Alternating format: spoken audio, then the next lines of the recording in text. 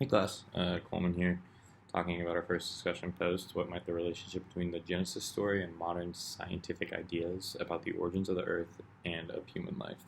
Um, I love this question because I love science. Science was one of my favorite subjects in high school and in college, and it was always something on my mind, or I always thought about it because, of course, being a Christian and then science, they don't oftentimes kind of align very well.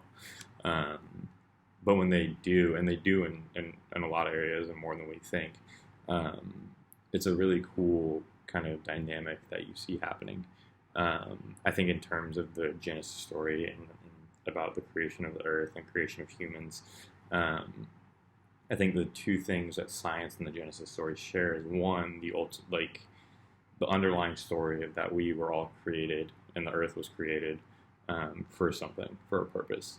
Um, and then I think that the second part of this, and this is kind of the really weird gray area, is that when we were created, we then developed into something that we weren't before. So, of course, with the creation story, you have the world being created and then humans being created, and then when the fall happened, the humans being human changed drastically. It just sin was introduced into the world, and the way that Adam and Eve were living life changed.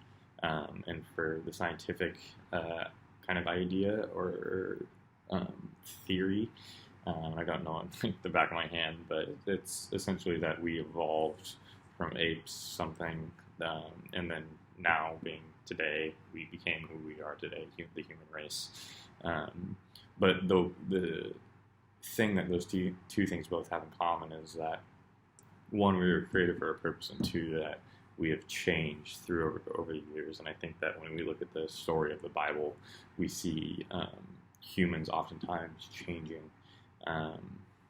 When you talk about the Israelites and how they struggled with everything, and you have King David, and just seeing how the progression of human or his life was different. And each person, each time period of the Bible lived a different life. And that's because, of course, the constant changing of humans, we naturally, I think, as a human race, want to advance and continue to grow.